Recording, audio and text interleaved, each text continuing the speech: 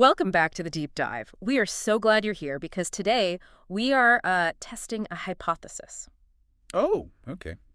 I'm intrigued. The hypothesis is that the simplest, most innocent-sounding songs, they often have the most cutthroat histories. Right, it's the duck syndrome, isn't it? Calm on the surface, just paddling furiously underneath. Exactly. And the specimen we've got on the table today is a tune that I 99% guarantee you associate with early childhood. Okay. Maybe a nursery or, a kindergarten classroom. The song is A, You're Adorable. Ah, yes, the quintessential earworm. You hear that first line, A, you're adorable, and your brain just automatically fills in, B, you're so beautiful. It does. It feels like it belongs to the public domain. You're like, twinkle, twinkle, little star or something. But it doesn't, and that is where our deep dive begins. We're looking at the archival records, the chart data, the recording logs for the song, and what we found, well, it isn't a nursery rhyme. Not at all. It's a case study in the post-war music industry, a three-way battle for chart dominance, and a lesson in how physical media, vinyl, and shellac actually shaped what people listen to all over the world. And, we have to mention, it eventually involves a blue monster eating the alphabet. We will definitely get to the monster, but I want to start with the context. We're looking at 1948. The war is over, the baby boom is just revving up. What's the musical landscape looking like when this song lands? It's a fascinating transition period. Swing bands are starting to fade, and the crooner is becoming the dominant force. But the industry itself was structurally different than what we know today. How so? Today, the artist is the product. You buy a Taylor Swift record because it's Taylor Swift. In 1948, the song was the product. Right, the composition itself. The publishers held the power. When a song like A You're Adorable was written, the goal wasn't to find one artist to record it. The goal was to get every artist to record it simultaneously. You wanted to flood the market. You wanted to flood the market, which explains why the charts in 1949 look so bizarre to modern eyes. You could have 3 different versions of the exact same song in the top 20 at the same time. And that's exactly what happened here. Precisely. But let's look at the architects first. Who actually built this thing? Okay, so the credits list a trio. The music was by Sid Littman, and the lyrics came from a team, Buddy Kaye and Fred Wise. Now, looking at their other work, these weren't amateurs. Buddy Kaye wrote for Sinatra and Sarah Vaughan. They were pros, absolute pros. Yeah. And they understood a specific genre that was huge at the time. The Liszt song. Give us the technical breakdown. What makes a Liszt song work so well? It's basically a mnemonic device disguised as pop music. Humans love order. We love catalogs. Cole Porter was the master of this. Think of Let's Do It, Let's Fall in Love. It's just a list of animals that fall in love. Or These Foolish Things, which is just a list of objects that remind the singer of their ex. Exactly. It provides a scaffold. Yeah. Littman, Kaye, and Wise just took the most fundamental scaffold in the English language, the alphabet.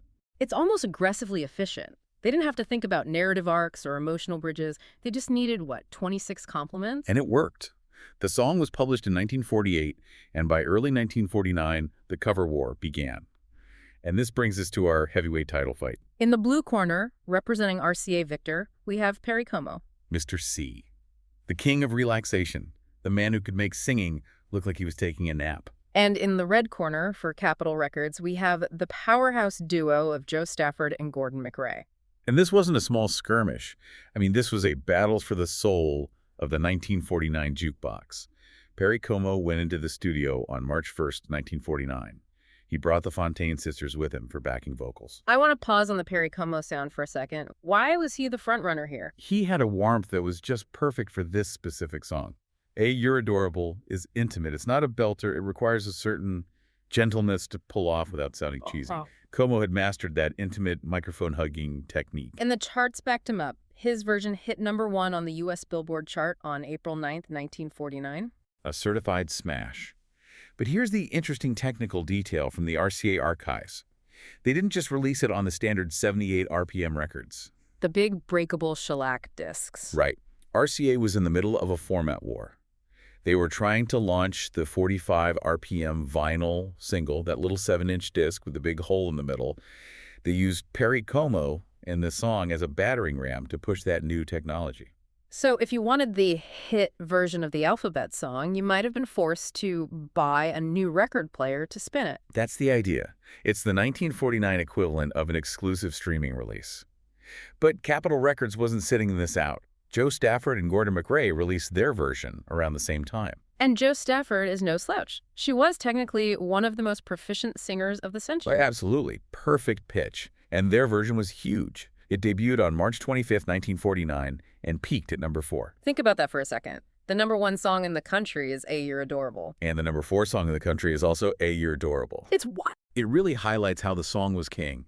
People liked the melody and the lyrics so much they were willing to consume multiple interpretations of it, all at the same time. And just to add to the chaos, there was a third player, a dark horse. Tony Passer and his orchestra, recording for Columbia Records. And on vocals, the Clooney sisters. Which included a young Rosemary Clooney. The very same. Yeah. Long before she became a massive solo star and, a Hollywood icon. So what happened with their version? Their version hit the charts in May 1949. It wasn't quite the juggernaut the others were. It only stayed for 2 weeks and peaked at number 12. But it still cracked the top 20. So at one point in the spring of 1949, you had Como at number 1, Stafford and MacRae at 4, and Pastor and Clooney at 12. The airways were just saturated with the alphabet. It was total market dominance by a single composition. And for the songwriters, this is the passive income dream. Every time any of those versions played, they got paid. Now, we tend to think of these chart battles as purely American phenomena, but the music business was global even then. I want to pivot to how this song traveled, because the archival notes on the international releases reveal something really weird about marketing. The flip side strategy. Right. The B-side. Today, on Spotify, there's no back of the track. But on vinyl, you had 2 sides of real estate, and what you put on the back told you a lot about who you thought was buying the record. It's a fascinating little map of regional tastes. The A-side, A You're Adorable, that was the global constant, that was the hit. But the B-side changed, depending on the country. So let's look at the U.S. release first, Perry Como. What did Americans get on the flip side? They got a track called When Is Sometime. Which, frankly, has been completely lost to history. I don't think I've ever heard it. It didn't stick. It was a standard filler ballad. But when the record crossed the Atlantic to the United Kingdom, released on the His Master's Voice label, they changed the pairing. What did the British audience get? They got Forever and Ever. That's a much stronger title. That sounds like they were doubling down on the romance angle. You're Adorable on side A, Forever and Ever on side B. That's a date night record. It's a cohesive package. But the one that really stands out to me is the Japanese release. This is the one from Victor Entertainment? Yes. In Japan, they paired A You're Adorable with Bali High. Bali High. That's In the showstopper from South Pacific. the very same. That's a massive song. That's not a B-side. That's a double A-side. Well, it makes sense if you think about the cost of importing or pressing Western music in post-war Japan. Mm-hmm. You want to maximize the value for the consumer. You give them 2 absolute giants on one disc. It's like buying a single ticket and seeing Gone with the Wind and Casablanca back to back. Exactly. And then you have Australia. They went a completely different direction. They paired it with My Melancholy Baby. A jazz standard from way back in 1912. It's an interesting choice. It suggests they were marketing to an older demographic, perhaps. Someone who wanted that nostalgic pre-war jazz feel on the back and the modern pop hit on the front. And it worked. The data shows A You're Adorable hit #1 in Australia as well. So this thing conquered North America, Europe, and Oceania. It was a global phenomenon. Yeah. And because of that saturation, the song managed to survive the death of the 78 format. It migrated to the LP, then to the cassette tape. Ah, the gas station cassette. At the best hits of the 40s compilations. That's how a lot of Gen X and older millennials first heard the song, probably in the backseat of a car. And this is the big pivot. There's a very specific reason why younger millennials and Gen Z recognize this melody.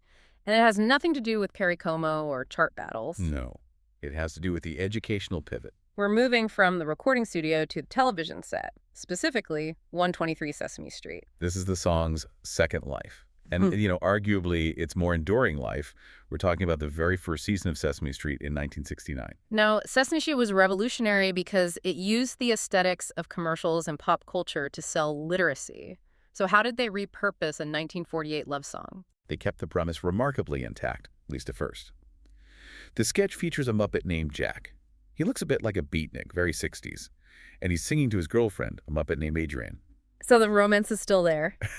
It is. Jack is crooning, "Hey, you're adorable." And to reinforce the lesson, they have these alphabet blocks coming down a conveyor belt. A, B, C. That's brilliant pedagogy. You have the auditory cue, the song, the visual cue, the blocks.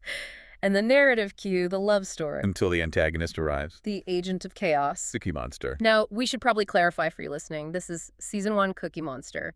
He wasn't quite the lovable, googly-eyed plush toy we know today. He was a bit scarier. He was cure-eyed. He was hunger personified. He enters the scene, scares Adrian away, so the romance is officially dead, and claims the blocks. He tells Jack, "These are my blocks." So the song shifts gears. It stops being a serenade and becomes a negotiation for survival. It does. Jack realizes he needs to get through the song to get the blocks to, well, to keep the monster appeased. The source material knows he sings a looser form of the song. He's rushing. Like, okay, F, you're a flower. G, you're good looking. Just take the blocks. And as he hands them over, Cookie Monster does the only thing Cookie Monster knows how to do. He eats them. He eats them, one by one. Crunch, Yes. crunch, crunch. It's such a subversive piece of comedy. They took a song that had been treated with such reverence by Perry Como, so smooth, gentle, romantic, and turned it into a sketch about a monster eating educational supplies. But that sketch is likely why the song is still known today.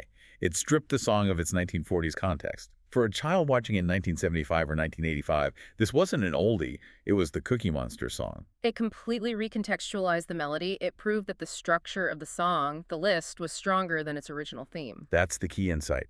Lippmann, K, and Wise built such a sturdy vessel with that alphabet structure that you could swap out the cargo. You could take out romance and put in literacy, and the ship still sails. It makes me think about the nature of pop culture longevity.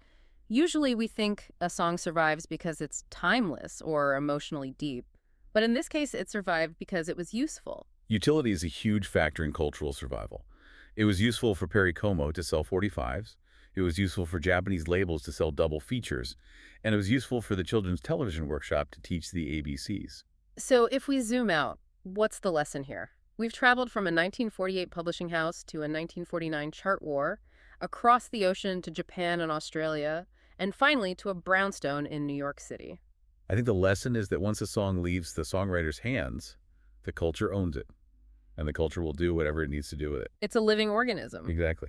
In 1949, the culture needed reassurance and romance after the war, so it's a love song. Yeah. In 1969, the culture needed to educate a new generation of kids, so it became a lesson. The song adapted. It's a testament to that list song format, too. You can't really do that with a complex narrative ballad. You can't repurpose Bohemian Rhapsody to teach the alphabet. Well, the Muppets did try that with Bohemian Rhapsody, but that was pure chaos. With A, You're Adorable. The structure is the hook. It leads to a provocative thought for the future. We're currently living in the TikTok era, where snippets of songs go viral for very specific memes or dances. Right. If we look 30 or 40 years into the future, which of today's chart toppers is going to get the A, You're Adorable treatment? Which Drake or Olivia Rodrigo song is going to be repurposed to teach algebra or history in the year 2060? That is a terrifying thought. Imagine a future educational AI singing WAP to teach plumbing mechanics. Okay, let's not go there. But the point stands. It does. The melodies that seem disposable today might be the educational tools of tomorrow. If a romantic ballad from 1948 can become a snack for Cookie Monster, nothing is safe. It changes how you listen to the radio. You aren't just hearing a hit, you're hearing raw material for some future reinvention. And you're hearing a battleground. Just remember, for every simple song you hear, there were probably 3 record executives fighting over who got to release it on the B-side in Australia. A complex history for a simple tune. Next time you find yourself humming A, You're Adorable, just remember, you are humming a chart-topping, globe-trotting, monster-feeding survivor. And maybe check your local listings to see if Perry Como is still at #1. Thanks for taking this deep dive with us. Keep your ears open.